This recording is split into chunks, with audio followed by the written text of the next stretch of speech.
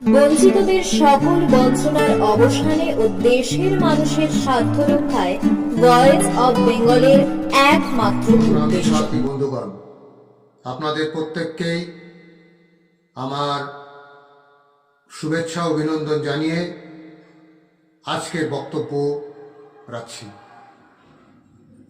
আপনারা প্রত্যেক দিন একই কথা শুনতে আপনারা অভ্যস্ত নন, ভালো লাগে না, আমারও ভালো লাগে না একই কথা বলতে।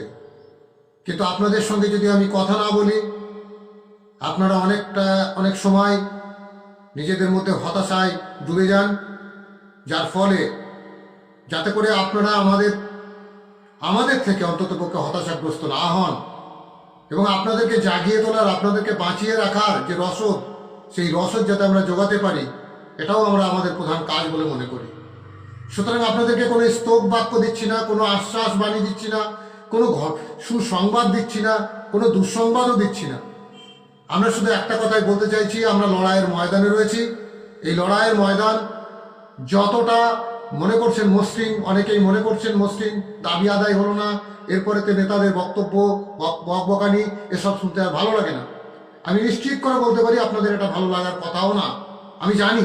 কিন্তু তবুও আপনাদের সঙ্গে কথা বলতে হয়, কারণ আমরা প্রতিনিয়ত যে হ্যামারেজ করছি, রাষ্ট্রশক্তির কাছে যে আমরা যে আমাদের সীমিত ক্ষমতা দিয়ে যে আমরা হ্যামারেজ করছি, প্রয়োগ করছি, শক্তি প্রয়োগ করছি, এই শক্তি প্রয়োগের কথাটা কতটা আমরা করছি সেইগুলোই আপনাদেরকে জানানো, এটাই হচ্ছে আমাদের বিষয়। আর আমরা নিজেদের মধ্যে কতটুকু সংগঠিত আছি সেটাও একটা জানান দেওয়া। আমি আপনাদেরকে একটা কথা বলবো, আমাদের যে এই ফেজের যে লড়াই, এই ফেজের যে আন্দোলন, সেই আন্দোলন আমরা কিন্তু সব পূর্ণ করতে পারিনি, কারণ আমাদের এখনো বেশ কিছু বিধায়ক মন্ত্রী বাকি আছেন, যাদেরকে এখনো পর্যন্ত আমরা পৌঁছতে পারিনি। আমি অনুরোধ করব তাদেরকে, যারা সংশ্লিষ্ট জায়গায় সংশ্লিষ্ট মন্ত্রী বিধায়কদেরকে আপনারা আমাদের মেমোরান্ডাম পৌঁছে দিতে পারেননি, অতি সত্ত্বর তাদেরকে মেমোরান্ডাম পৌঁছে দেওয়ার ব্যবস্থা করুন। এটা আমাদের তরফ থেকে আপনাদের কাছে অনুরোধ। এটা মনে করবেন এটা আপনাদের দায়িত্ব এবং কর্তব্যের মধ্যে পড়ে, শুধু আমাদের দায়িত্ব কর্তব্যের মধ্যে পড়ে না। আর একটা কথা আপনাদেরকে বলি, আমরা যে যোগাযোগ, আমাদের যে আলোচনা, আমাদের যে মানে কি বলবো খোঁজ খবর নেওয়া, এইগুলো চলছে। এবং আগামীকালকে রবিবার আছে, নিশ্চয়ই জানেন, আমাদের প্রত্যেক রবিবার একটা করে আমাদের যে সদর দপ্তর নয়, ও রাজনৈতিক সদর দপ্তর বলতে পারেন, সেই জায়গায় আমরা হ্যামারেজ করি এবং সেটা কালকেও আমাদের করা হচ্ছে। জাস্ট এই কথাগুলো আপনাদেরকে বলা। দ্বিতীয় কথা হচ্ছে যে বিধানসভার যে নির্ঘণ্ট, বিধানসভার যে অধিবেশনের নির্ঘণ্ট এখনো পর্যন্ত প্রকাশ পায়নি, এখনো প্রকাশিত হয়নি। তবে আমাদের যোগাযোগ চলছে, আমরা যোগাযোগ করছি বিকল্প কোনো কিছু করা যায় কিনা সেই বিষয়ে আমরা চিন্তাভাবনা করছি। চিন্তাভাবনার মধ্যে রয়েছে আমরা নিজেদের মধ্যে একটা আলোচনা করব, তারপরেতে আমাদের যৌথ মিটিং হবে, ফিজিক্যাল মিটিং হবে। মিটিংয়ের পরে আমরা এই বিষয়গুলো নিয়ে সব কিছু সবিস্তারে আমাদেরকে উত্থাপিত করবো, আপনাদের কাছে রাখবো। একটা জিনিস মনে রাখবেন, লড়াইটা খুব একটা সহজ নয়, লড়াইটা অত্যন্ত কঠিন। যেখানে পরিষ্কার করে মন্ত্রীরা মিথ্যাচার করছে, ডায়মন্ড হারবার থেকে বারাসাত থেকে বহরমপুর, সমস্ত জায়গায় শিক্ষামন্ত্রী তার যে বক্তব্য, সেই বক্তব্যগুলো প্রচার করছেন এবং শিক্ষামন্ত্রী এখনও বলছেন যে উল্টোপাল্টা কথা বলছেন, যে কথাগুলো আমাদের গ্রহণযোগ্যতা কতটা আছে না আছে সেটা নিশ্চয়ই আপনারা বুঝতে পারছেন। আমরা জানি যে আমাদের বেতন, এই মুহূর্তে আমাদের সংসারটা চলছে না, এই মুহূর্তে আমাদের বেতন মানে বাড়ানো অত্যন্ত জরুরি হয়ে দাঁড়িয়েছে। সুতরাং এই জায়গায় দাঁড়িয়ে আমি এই রাজ্যের মুখ্যমন্ত্রীকে বলবো যে অহেতুক দেরি না করে অন্ততপক্ষে আপনি যে ফাইলটা আপনার কাছে পৌঁছেছে, সেই ফাইলটা আপনি অন্ততপক্ষে কার্যকর করুন। তাহলে আখেরে সব দিক থেকে ভালো হবে, সবার ভালো হবে, এই বিষয়টাও আপনাকে জানিয়ে রাখছি। আর যদি মনে করেন যে না এদের বাড়ানোর দরকার নেই, তাহলে মনে করবেন অসুবিধা কিছু নেই, কারণ গণতান্ত্রিক পদ্ধতিতে আমরা যে ব্যবস্থাপনায় যেটা করার কথা সেটা আমরা করব।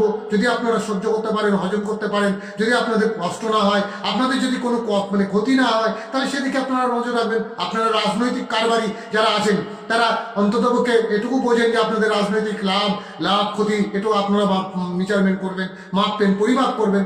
তো দেখতে পাচ্ছেন তো সব নিয়ে আপনারা যেমন কথা দিয়েছিলেন, আপনারা যে মিথ্যাচার করেছিলেন, সেই মিথ্যাচার এখন জনগণের কাছে সম্পূর্ণভাবে উল্লঙ্ঘ হয়ে গেছে।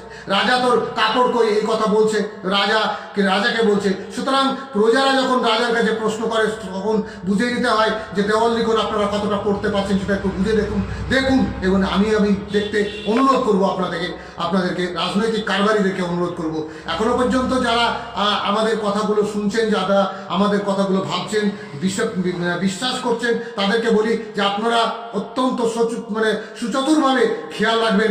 আমরা যে কোনো মুহূর্তে ঘোষণা করতে পারি, আমাদের প্রোগ্রাম কর্মসূচি ঘোষণা করেই আমরা আবার আন্দোলনে যাব।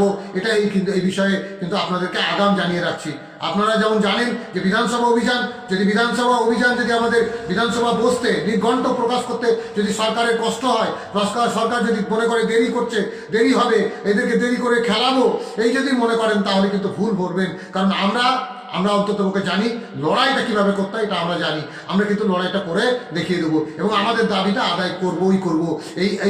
এই নিশ্চয়তা, এই দৃঢ়তা, এই কি বলবো বাস্তবতার মাটিতে দাঁড়িয়ে আমরা এটা কিন্তু বলছি। সুতরাং পার্শ্ব শিক্ষক সহ এসএসকে এমএসকে অন্যকে শিক্ষা বন্ধু, তারপরে একাডেমিক সুপারভাইজার যারা আছেন এবং অফিস কর্মচারী প্রত্যেকে বলবো যে আমরা লড়াই করছি। লড়াই আপনারা সামিল থাকুন, আপনারা জুড়ে থাকুন। কারোর সঙ্গে মনান্তর করবেন না। মতান্তর হতে পারে, মত বিনিময়ের মধ্য দিয়ে মতান্তর ঘুচে যেতে পারে। আমরা গোল টেবিল বৈঠকে ডাকছি। সেই গোল টেবিল বৈঠকে আমাদের সম্পূর্ণ যারা আমাদের সঙ্গে পার্টিসিপেট করেছেন, যারা আমাদের সঙ্গে সম্পর্ক রেখেছেন, যারা আমাদের সঙ্গে আমাদের আন্দোলনের ডাকে সাড়া দিয়েছেন, অবশ্যই তাদেরকে আমরা আমাদের মতো করে বোঝানোর চেষ্টা করব এবং আমরা নিশ্চিত করে বলতে পারি এই লড়াইয়ে আমাদেরকে জিততে হবে। এই মানসিকতা নিয়েই আমরা লড়াই নামছি। ধন্যবাদ সকলকে, আবারও সংগ্রামী অভিনন্দন জানিয়ে আজকের মতো শেষ করছি। ইনকলাব জিন্দাবাদ। ভয়েস অব বেঙ্গল, বঞ্চিতদের আস্থার প্রতীক।